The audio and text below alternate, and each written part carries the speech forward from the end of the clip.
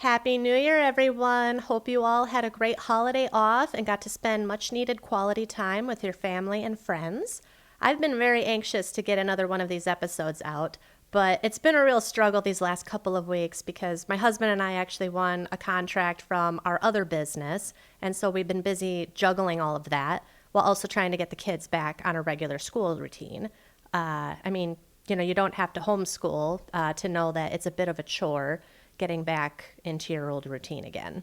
But nevertheless, I am back, feeling blessed and ready for whatever 2026 has in store for me. Today's episode is going to be a long one, and for your sanity, I will be breaking it up into more digestible chunks for you to watch at your leisure. This topic that I'll be covering, I care very deeply about. It's something that I feel we as a society need to get a proper understanding of what the reality behind it is, and how with the right education and with the proper preparation, we can hopefully avoid it in our own lives. That topic is divorce. We're going to be doing a deep dive into divorce, and I'm telling you, I thought my days of researching for college papers were over, but this one really took hold of me. So I'm going to do my best to try to paint a realistic picture of what divorce looks like today, and share some of the fun facts that I learned about divorce that prior to filming this episode I had no clue about. I'm also going to be putting on my life coaching hat and cover some of the ways in which you can divorce-proof your marriage, and I'll even throw in my pickleball analogy for free. Hear me out on this, it's good. So if you're married, buckle up. You're going to want to watch this one all the way through. Welcome back to the Grateful Wife Podcast.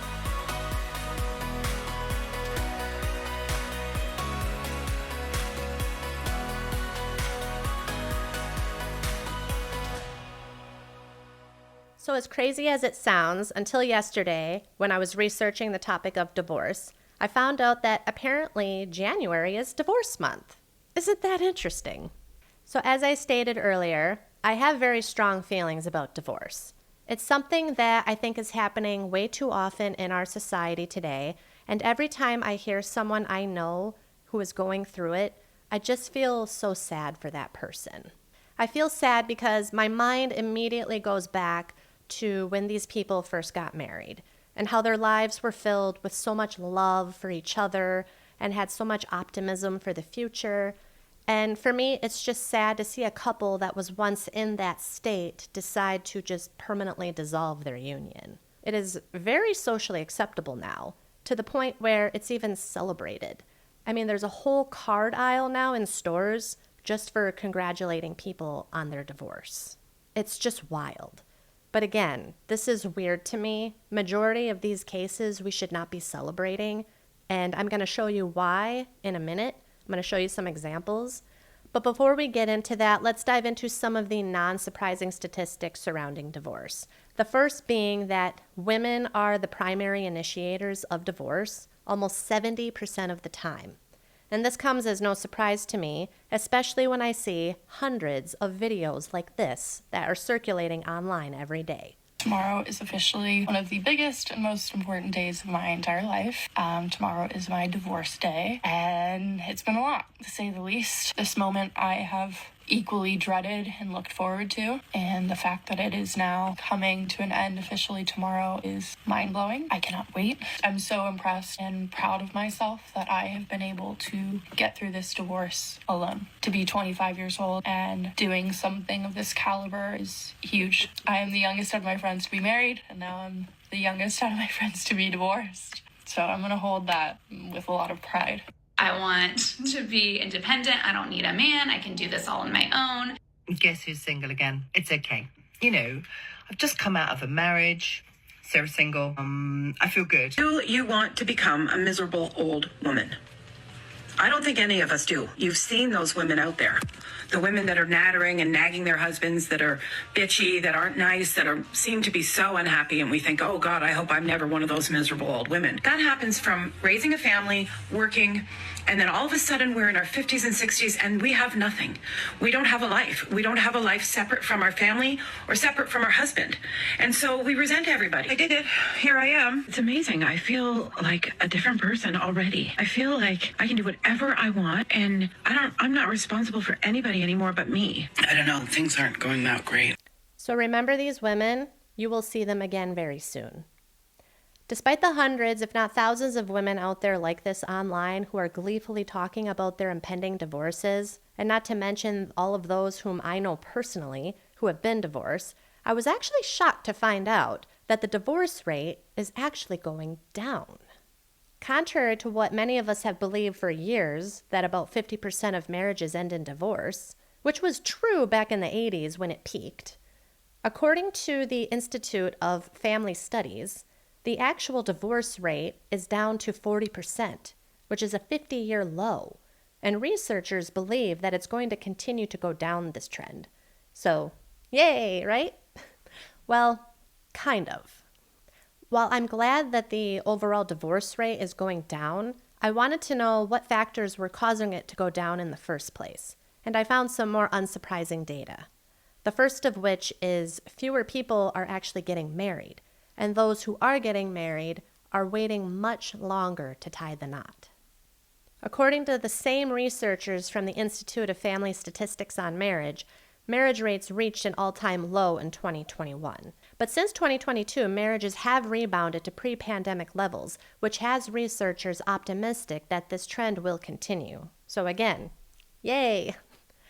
So obviously there are a lot of factors that go into these trends. As I stated earlier, it's not so much fewer people that are getting married and more that people are just taking longer to get married.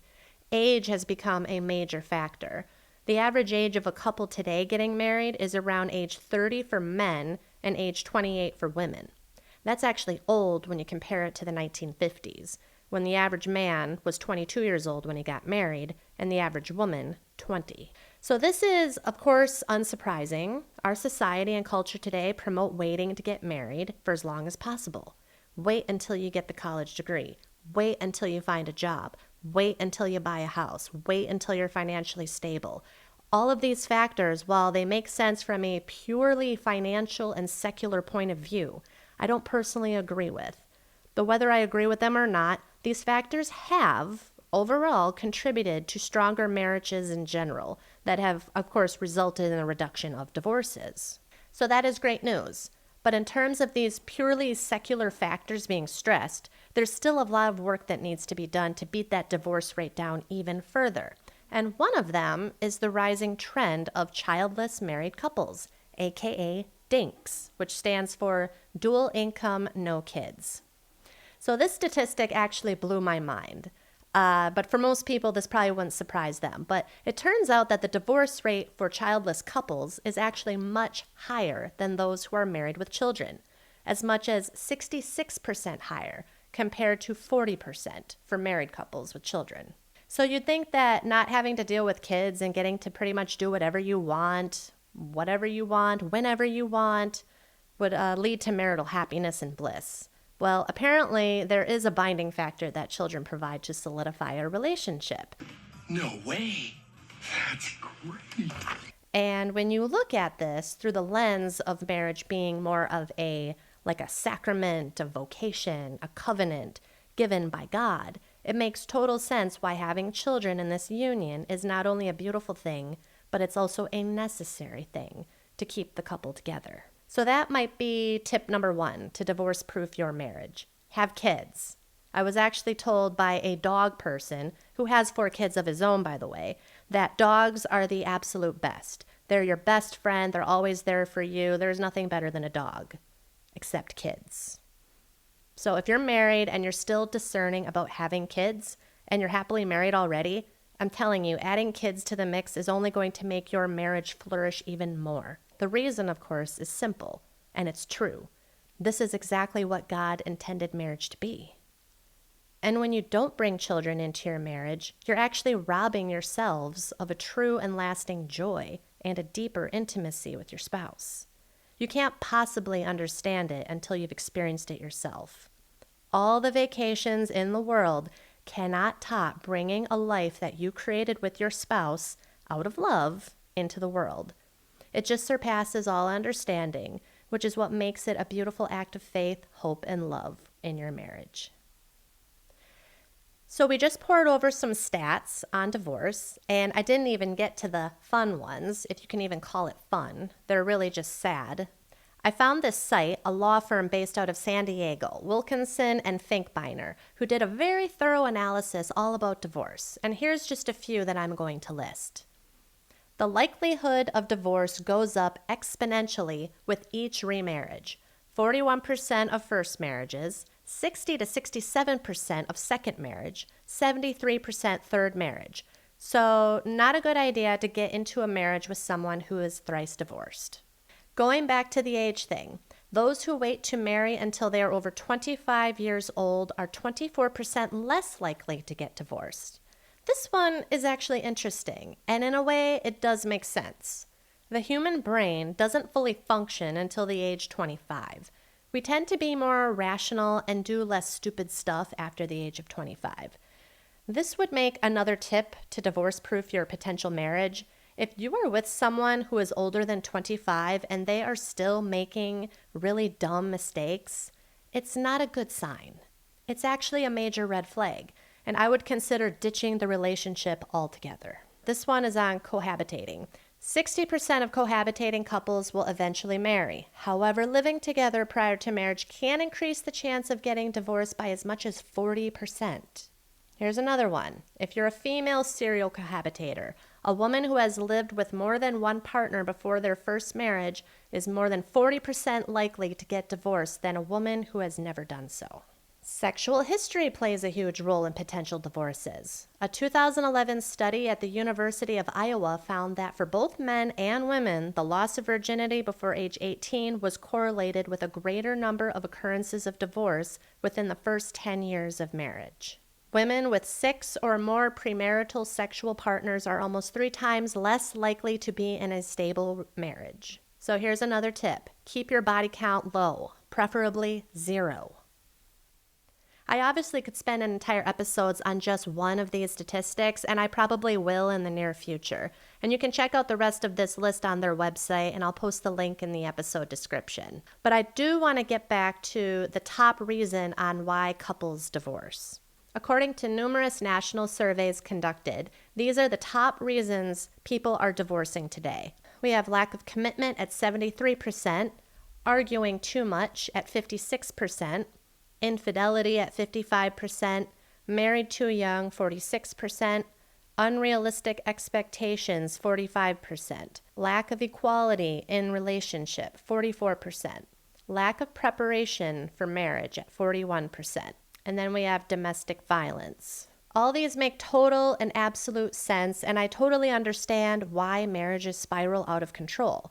Because in the beginning, the excitement of getting engaged and preparing for the wedding causes you to ascend to heights that are very hard to come down from when the honeymoon is literally over. At that point, you're done being the center of attention, and then real life sets in. James Sexton, who is an acclaimed divorce attorney and expert on all things divorce, explains it really well here. And I think it serves as a warning of what not to get caught up in when you are preparing to make one of the most monumental decisions of your life. Someone's divorced by their wedding. I have found that the bigger the ring, the bigger the divorce, and the bigger the wedding spectacle, the more likely the divorce, in my experience. If you break down like the role of a bride in a traditional wedding, it's an unbelievably narcissistic pursuit for a woman. We're gonna do an engagement, which is you're going to give me a stone of tremendous value that I'm going to wear as a public display of the fact that I am now engaged in this commitment. And then I'm gonna put that on social media. And then we're gonna have an engagement party. So that's party 1. And then I'm gonna have a bachelorette party, party number 2. Then we're gonna have a rehearsal dinner, party number 3. Then we're gonna have the wedding, party number 4. And then we're gonna have a honeymoon. If this is really important to you, you're telling me a lot about yourself. You're telling me how important being the center of attention is to you. I think if the first time you get everybody you love in the same room as your funeral, you're an idiot. Like, I think you should celebrate. We've turned it into just a spectacle. I mean, the wedding industrial complex, man, trillion-dollar industry. And again, catastrophically fails more than 50% of the time. So I cannot argue with that. If you're not looking at marriage as a literal calling from God, which in the Catholic Church we call that a vocation, if you're not looking at it from any kind of spiritual lens, you are in danger of turning this into a narcissistic pursuit, which will 100% guarantee that your marriage will fail. Couple this with social media and the whole sharing your feelings online, which I am sorry to say we all know that women predominantly do this. Now, I don't know about you, but I just don't think it's a good idea to be posting about your relationship online, especially when you're feeling emotional. Ladies, if you're having a bad day or if things are hard in your marriage, the last thing that you do is film yourself so that you can get your validation online from strangers. Believe me, it's not going to work out the way that you think. Take it from these ladies. And the fact that it is now coming to an end officially tomorrow is mind-blowing. I cannot wait. I'm so impressed and proud of myself that I have been able to get through this divorce alone. To be 25 years old and doing something of this caliber is huge. I am the youngest out of my friends to be married, and now I'm the youngest out of my friends to be divorced. So I'm going to hold that with a lot of pride. Many months later. Tomorrow's Christmas, and I'm just crying because of how hard it's been. I feel like I'm trying to prove to myself I can be strong. It's really painful dealing with the loss of everything. Not having my husband. I want to be independent. I don't need a man. I can do this all on my own. A few moments later. I just found out today that my ex-husband is engaged and I'm unwell. And even though, yes, it was me that was like, hi, I want divorce. I can't do this anymore. I can't do this anymore. I can't do this anymore. It brings up all these feelings. It brings up all this stuff. And we have a kid and it brings up all this stuff around him. Everybody, I did it. Here I am. It's amazing. I feel like a different person already. I feel like I can do whatever I want and I'm not responsible for anybody anymore but me. I don't know. Things aren't going that great. I didn't know. I guess I did know. I would have this really strong reaction physically, trauma reaction to finding out that my estranged husband has been having a new relationship. I was married for 21 years and cheating was never an issue in our marriage. In fact, that was the least of my worries. I never had to worry about it. I never thought I did. I never had a feeling that I had to worry about it. Never on either side. And then I got divorced and I come into the dating field and it is a absolute shit show. And if I had any idea what I was getting myself into, I probably would have stayed married. I just thought today for a split second and I'm like, what the hell's wrong with you? What the is wrong with you? I thought, I should have just stayed. I should have stayed. It wasn't that bad. You made it 23 years. You made 26 years total. Your kids are college and one's almost out of high school. You made it. You made it. It didn't matter at this point. They can do their own separate life and all that. You made it to the point where you guys were making so much money and you had big houses and you could do whatever you want and you can relax. And I literally just called my friend. I was freaking out because I'm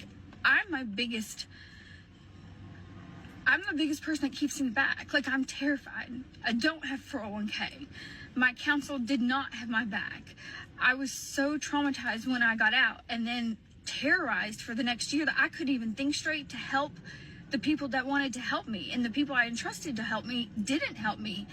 And there's just timelines that you can't stop. And so it is what it is. And, I'm 47 years old. It's not like I'm 25. I'm healthy. Kinda. I have an autoimmune disease, which means it's life-threatening for the rest of my life. Things can change. But it's not like I'm an invalid and can't do anything for myself. But it is terrifying. I could have stayed. I'm so mad that I think this way. I could have stayed. My life would have been so much easier. I could have just gone and done whatever I wanted. I'm not kidding. There are hundreds and hundreds of videos out there, all of women just like this, who were excited, even proud to get divorced, and who almost immediately regretted it after the fact. Studies are showing that up to a third of women who file for divorce regret it post-divorce. A third. So another tip, learn the cautionary tale of these women and don't post about your relationship online. I want to go back to the number one cause for divorce that has been reported, and that is the lack of commitment. In my opinion, this, along with pretty much all of the reasons listed, abuse being the one exception, are actually easily solvable if people can grasp this single concept about marriage. It's not about you anymore. The pursuit should always be to please the other person, not yourself. Like James Sexton was alluding to earlier, people like the idea of marriage. They want to be married, they want the ring, and they want the big wedding, they want the attention, but they don't know how to be married. They don't realize that marriage is 100% of the time you being completely selfless and sacrificing for the other person. And when I say that, I do mean both partners, by the way. I'm not just talking about this being a one-way thing. The woman is supposed to sacrifice 100%. The man is supposed to sacrifice 100% for the other. It's 100-100. It is not 50-50. You give it your all every day. And if you can't give it your all, if you're 70%, say, because you're sick or you were up all night with the baby, then that means that your partner has to try to dig down deep and give it that 130% that day until you're able to give it your 100% again. And it's that back and forth, concentrating on what the other's needs are at any given day. That's your individual role and your responsibility in your marriage. Embrace it and you will be much happier. And that right there, honestly, it's the trick. If I had the most perfect marriage advice that is bulletproof, guaranteed to divorce-proof your marriage, it would be this. Instead of focusing on yourself, instead of going inward all the time and thinking about your feelings and your struggles, your wants, needs, goals, etc., instead of all that, focus your energy and all of your thoughts towards making your spouse happy. If you can embrace this mindset, you will be happier too. I say this also especially for people who have kids. A lot of times when kids enter the picture, the spouses tend to put their marriage last, or the kids come first, everything's about the kids. No, that's when you start to see marriages crumble because you are forgetting the foundation of the whole family, and that is the marriage. So your kids do not come before your spouse. There is a natural order to things, the first being God, then your spouse, then your children. That's actually the natural order of how things are supposed to go in a perfect world. You put your spouse first, and you will begin to see a change in your spouse that will be most pleasing to you. And this will be overall good for your whole family. So the last tip comes again from divorce attorney James Sexton. I gotta admit, I love this guy. I could listen to him all day. He's fascinating to listen to on this topic. But he actually has a really interesting take on marriage, one that I actually identify with quite well because that's kind of how I view my own marriage for reasons. They'll say, like, well, yeah, but how do you stay madly in love with somebody, excited about them? Like, you've been together for 10 years. Like, hey, I have a dog who's 13 years old. I have never once come home, looked at that dog and went, I gotta get a puppy. This dog, I have 13 years. How many years am I supposed to pet this dog? I wanna get a cool young dog who's like fun and I can play ball with. Like, it's my dog. Like, I love that dog. Like, I love that dog more every day. Every TV show, the wife is rolling her eyes at the husband, like, oh, this idiot I'm married to. And the guy is like, oh, there's the most loathsome harpy ever to castrate a man, and she's not sleeping with him anymore. And this is acceptable behavior. And that's crazy. This should be your primary relationship. This should be your biggest cheerleader. This should be the person that you're rooting for. Love your spouse a quarter of as much as you love your dog. Try that. He says that you should look at your marriage like it's a beloved dog. You know, like a dog that you know is not going to be around forever. You know there's a sense of finality to them being in your life. And that should always be in the back of your mind. Not exactly like to dwell on, but just to realize and accept that this relationship that you have with this person will end someday, no matter what. It's either going to end in death or divorce. And it's kind of funny yet sad that if we were to attend a wedding of someone and be like brutally honest, like not have a filter, and sincerely wish them well in their marriage, we would say something like, I hope your marriage ends in death, because that is the goal when we get married, right? We want it to end in death. So we should fight to the death for our marriage. And when you look at this life you've built with someone, much like a beloved dog, there should be a caring for the relationship, as to not take any second that you're with this person for granted. Because one day, they won't be there, and you will be alone. So my advice to everyone listening is don't take anything for granted, and try to the best of your ability to keep that reciprocity of the affection going as long as you're together. And you may find that your marriage taking on a new level of companionship that you've never dreamed possible. It's worth a shot anyway. And when I say it's worth a shot, this is where I came up with my pickleball analogy, which I will get to in a minute. So to recap, here are a list of ways in which you can divorce-proof your marriage. Starting with number 1, have kids. They bind you to each other and create a deeper, long-lasting, and satisfying relationship. Number 2, avoid marrying someone who has already been married. Number 3, people over 25 should have their act together at that point. If they don't, and they're making really dumb mistakes, don't bet on marriage with them. Number 4, keep your body count low or non-existent. This type of thing actually kills marriages before they even begin. Just look at the data. Number 5, don't play house before you're married. Why give yourself over with no commitment and then expect commitment after the fact? The data doesn't support it. Number 6, don't post about your relationship or seek validation online. It will backfire. Be accountable for your own actions. Number 7, embrace the fact that marriage isn't about you anymore. Focus 100% of your energy on the other person. That is your responsibility and your role in the marriage. Embrace it. Number 8, treat your marriage like a beloved dog.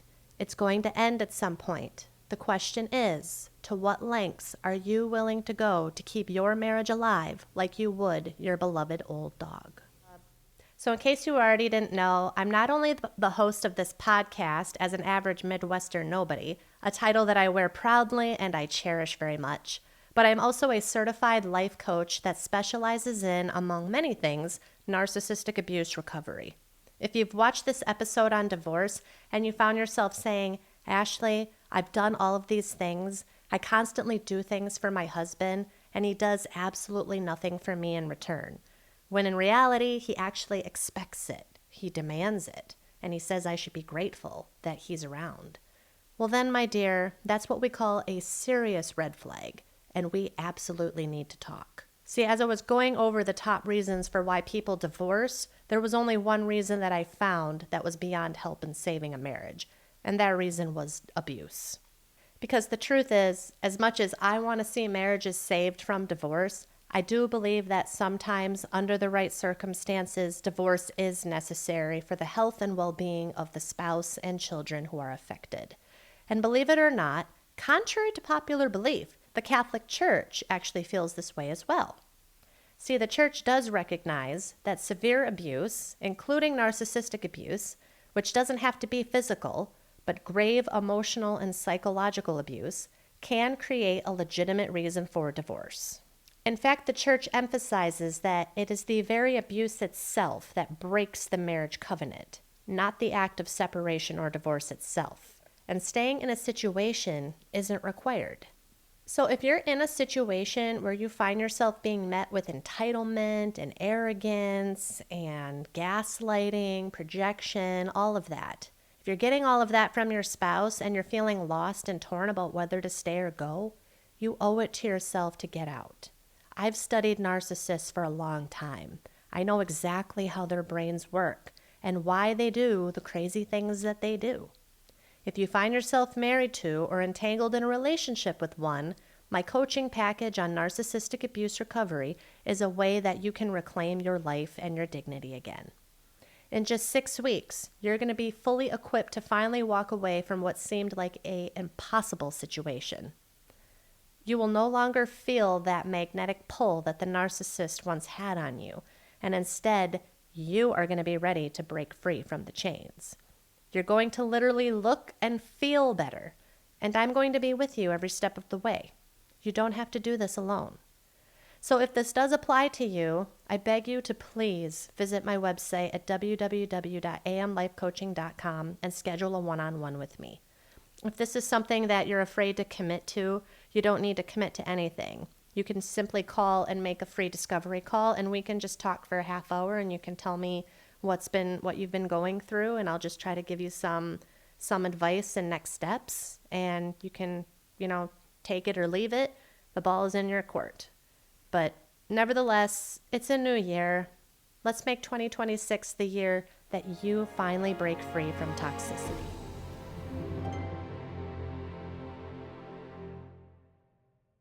So you heard me say earlier that marriage is like playing a game of pickleball. It's true, except in this case, when you're playing with your partner, the goal is not to beat them in the game. The goal is to keep that ball volleying back and forth between you two, continuously, until one of you dies. This is the perfect analogy, at least for me, because I happen to love playing pickleball. And the ball, to me, represents that flame, that spark, that love that you have for one another. And when it comes to loving your partner, the ball is always in your court, but it takes effort to get it to the other side. So because I am a woman, and because this is called the Grateful Wife podcast, I'm going to be tailoring a lot of this advice towards women, because I feel like these days, especially with everything that we have covered so far in this episode, ladies, we tend to look inward at our own feelings and thoughts, and always thinking about all of the things that we do and how our husbands don't do enough for us, and I don't feel seen, I don't feel appreciated, I don't feel this, we're trying to get away from all of that. So this is why I love the pickleball analogy, because it's going to force us to reframe this perspective on what marriage is supposed to be. Because again, I stressed earlier in the episode that marriage isn't about you. It's about the other. It's about sacrifice for the other. Complete and total unselfishness. So all of my advice here is really intended for the ladies, but it goes for the guys too. Absolutely 100%. This will not work unless your husbands are doing the same thing. So getting back to the pickleball analogy, it takes effort to get this ball to the other side. Sometimes you got to run. Sometimes you got to jump high. You got to move from side to side.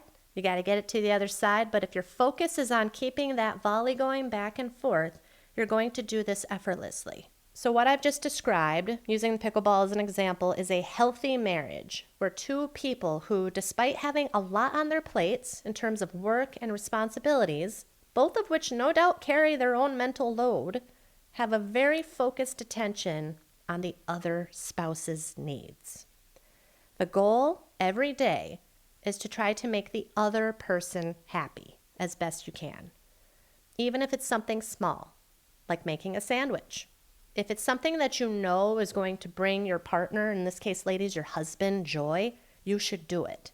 You shouldn't be thinking about your own needs. You should always be thinking about your husband's needs.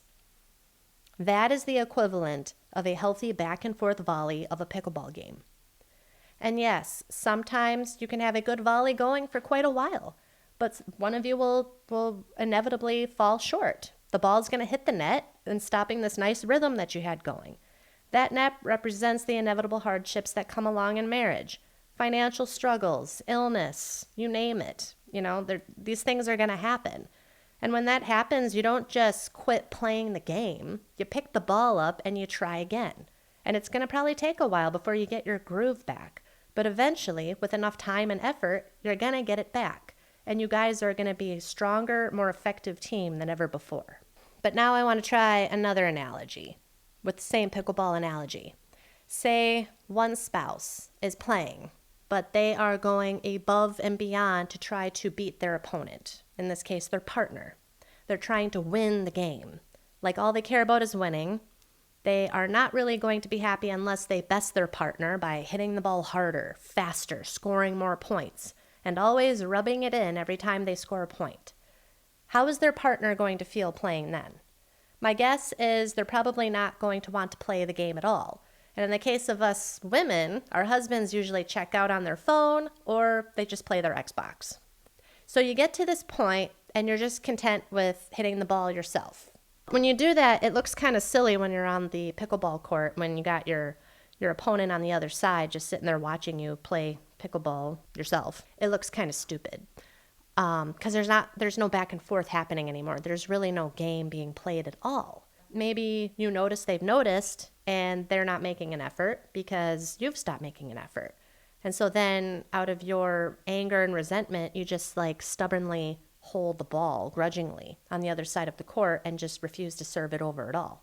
Like the ball's in your court, you have the power to make the move and you're just not going to do it out of spite at this point. This is what happens when us ladies really sort of get inside our heads and really sort of let emotions take over the rationality, of the situation. And it's just not good. This is another reason why stay off social media, stay off posting your feelings and everything happening online. Stay away from that. So if you can learn to look at marriage like a pickleball game where the goal is not to beat your opponent or be standing stupidly about on the court doing nothing, but to have a continuous volley, which represents showing the other person that you care, it will transform your overall happiness in marriage. I want to make this very clear. This ball does not solely represent sex, although sex is a huge part of all of this. Us women like to weaponize sex and use it to control our husbands and their actions. That's wrong, and we need to stop that, okay? Sex is a part of marriage. Men need sex, and that is our role. I'm sorry, it is. But this ball doesn't just represent sex. It can represent a little love note. It can represent a text, making your husband's favorite meal after a tough day at work, doing the dishes, vacuuming, cleaning out their car when they didn't have time to do it. There are a million ways that you can make a positive difference in your husband's life. And you can actually have a lot of fun with it and be as creative as you want. I took it to extremes one time when I wanted to plan a surprise birthday party for my husband, and I went so far as to mail a fake wedding invitation to our house to make sure that he would commit to going to this event I had planned for him. And I had planned this for over a year, and I had all of his family and friends from out of state fly out to celebrate with him. It was just the thrill of his life, and I did it because I loved him. You have to learn to get your thrill in life out of surprising and pleasing your husband. That should be your number one goal. That is your job. And here's the best part. You're going to get it back tenfold. Whenever you bestow a kindness on your husband, you're going to get it back 10 times better every time. You will find that you are no longer in your own head stressing about your own needs because those needs are covered by your husband. He's got your back because you have shown him that you got his. He will move mountains for you if you show that you will always show up for him. And that, again, I'm repeating myself, I know this. This is the secret to a happy marriage. When both people are focused on the other person, on making the other person happy, there is just no chance for failure with this. There's just zero. There's no chance of selfishness creeping in, no pride, no jealousy, no competition. It all just goes away. In the end, all you care about is their happiness. And on the flip side, all they care about is your happiness. They're doing it right back to you. That, my friends, is how you divorce-proof your marriage.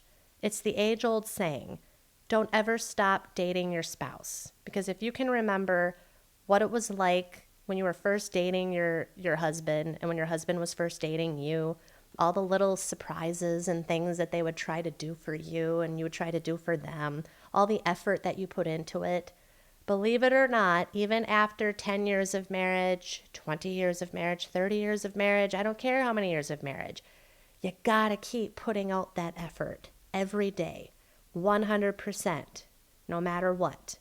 Keep that volley going until you die. That's about all that I have in me today. The subject has completely wiped me, but I hope that you have learned as much as I have and are able to take some of the things from this that can help strengthen your marriage if you're in one, or help you discern more clearly if you're contemplating marriage with someone. Discernment is so important and critical for this. And if you need any help or have additional questions regarding discernment in marriage or divorce, I highly encourage you to reach out to me on my life coaching site at amlifecoaching.com. And I would be happy to help guide you and show you some more tools that can help you navigate this area in your life. And since it's the month of January, I did want to share this quickly. One person that I would highly recommend that you ask for help from, if you are finding yourself stuck with the January blues. I know that's typical this time of year. Christmas is over and it's back to regular life, and it's, depending on where you live, it's cold and, dark and gloomy.